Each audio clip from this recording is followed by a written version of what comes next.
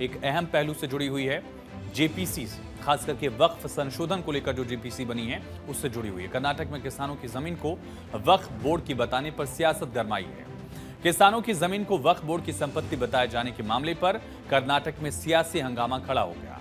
BJP ने CM Siddaramaiah के खिलाफ मोर्चा खोल दिया है। खुद जेपीसी के अध्यक्ष जगदंबिका पाल मामले की पड़ताल के लिए कर्नाटक पहुंच गए। जेपीसी के अध्यक्ष जगदंबिका पाल ने हुबली और विजयपुर समेत कई जिलों का दौरा किया है। किसानों से मुलाकात कर रिपोर्ट ली और उनकी शिकायतों को भी उन्होंने सुना।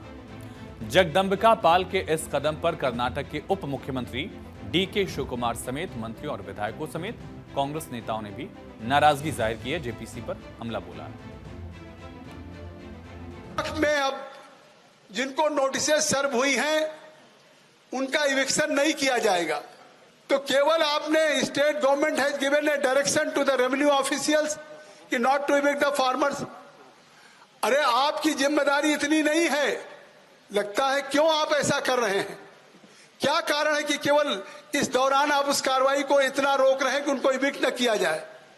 इसका मतलब है अगर आपकी नीयत साफ है तो आप कहिए उस नोटिसेज को वापस लिया जाएगा, और अगर कोई रिकॉर्ड में चेंजेज हुआ है तो उस रिकॉर्ड को दुरुस्त किया जाएगा, यह भी कहना चाहिए। तभी किसानों को या किसी को भी जिनकी जमीन है उनके साथ न्याय मिल सकता है। तो जेपीसी अध्यक्ष जगदंबिका पाल ने कहा कि दस्तावेजों में किसानों की जमीन, मंदिर और धरोहर स्थलों को वक्फ संपत्ति बताया गया है। उत्तरी कर्नाटक के किसानों ने एक ज्ञापन सौंपा है। किसानों का कहना है कि वक्फ बोर्ड उनकी जमीन पर दावा कर रहा है, जबकि किसानों का कहना है कि वो 50 से 70 साल से अधिक समय से वहां रह रहे हैं। कर्नाटक की सरकार पर भी हमला बोला। जगदंबिका पाल ने कहा कि ये सब प्रशासनिक तंत्र के सहयोग के बिना नहीं हो सकता। कर्नाटक सरकार के निर्देशों के मुताबिक इसे वक्फ संपत्ति घोषित किया गया। जगदंबिका पाल ने कहा कि अब राज्य सरकार कह रही है कि वो किसानों को दिया गया नोटिस वापस ले लेगी। राज्य सरकार के बिना संपत्ति जब्त नहीं की जा सकती, ये भी उन्होंने दोहराया। पार्लियामेंट्री कमेटी ऑन वक्फ बनी है, तो जहां हम रोज अपनी स्टेक होल्डर से मिल रहे हैं। मैं यहां आने के बाद मैं देख रहा हूं दूर दूर तक लोग खड़े हैं।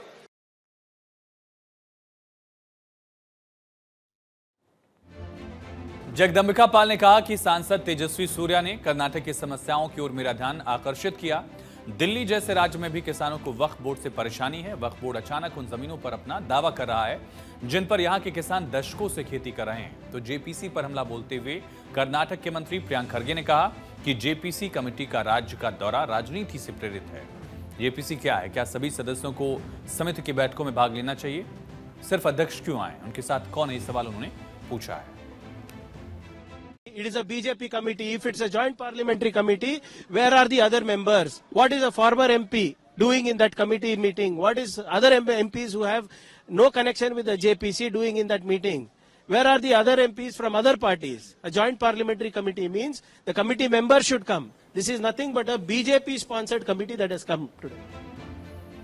किसानों की जमीनों को वक्फ बोर्ड की संपत्ति घोषित करने के बाद से किसान धरने पर बैठे हैं। किसान 3 पॉइंट्स को लेकर धरना प्रदर्शन कर रहे हैं। दरअसल किसानों का मुद्दा है कर्नाटक के विजयपुरा, कलबुर्गी, बीदर और शिवमोगा के किसान जो हैं उनकी जमीन को वक्फ बोर्ड की संपत्ति बताकर बाकायदा नोटिस भेजा गया था।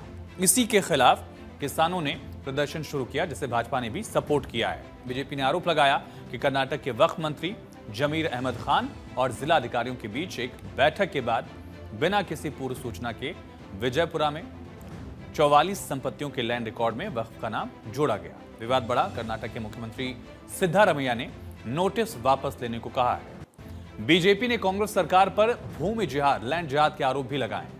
तो वहीं जेपीसी के अध्यक्ष जगदंबिका पाल के अकेले कर्नाटक दौरा करने पर जेपीसी में शामिल विपक्षी सांसदों ने नाराजगी जाहिर की है। उन्होंने कहा कि पाल का अकेला जाना सही नहीं है, ये एक तरफा फैसला है, प्रोटोकॉल के खिलाफ है, इसे समिति ने मंजूरी नहीं दी है, ये चेयरमैन का पर्सनल फैसला है। ये विपक्ष के वो सांसद जो इस जेपीसी में शामिल हैं उनका ही कहना है। प्रियंक खरगे जो कि कर्नाटक सरकार के मंत्री हैं, उनका भी यही सवाल था कि सिर्फ उनकी विजिट है, समिति की विजिट नहीं है। आपको बताते हैं कि ये पूरा मामला क्या है, इसकी शुरुआत कैसे हुई। दरअसल अक्टूबर महीने में ही विजयपुरा कर्नाटक का एक हिस्सा है, वहां के किसानों को नोटिस मिला। इस नोटिस में लिखा गया कि जमीन रिकॉर्ड के अनुसार जिस पर वो खेती कर रहे थे, जिस पर मंदिर हैं, धरोहरें हैं, उनको लेकर नोटिस मिला कि संपत्ति जो है वो वक्फ की है। किसानों को जब पता चला कि उनकी जमीन को वक्फ का बताया जा रहा है, उन्होंने विरोध करना शुरू किया। किसानों के विरोध के बाद मुख्यमंत्री सीधा दबाव में आए। बैठक की उन्होंने राजस्व, अल्पसंख्यक कल्याण, कानूनी विभाग, वक्फ सीईओ के प्रतिनिधियों के साथ बैठक की। सीएम ने किसानों को नोटिस जारी किया गया था जो उसे वापस लेने के आदेश दिए हैं। बीजेपी क्या कह रही है? बीजेपी ने कर्नाटक सरकार के खिलाफ मोर्चा खोलते हुए सिद्धारमैया सरकार से 1974 वक्फ संपत्ति गजट अधिसूचना को ही वापस लेने की मांग की है। क्या है कानून? नए पुराने में 4 बड़े अंतर दिख रहे हैं वक्फ बोर्ड के कानून में, और इसी को लेकर यहां सियासत दिख रही है। खबरें लगातार जारी हैं। फिलहाल एक छोटे से ब्रेक के लिए रुकते हैं।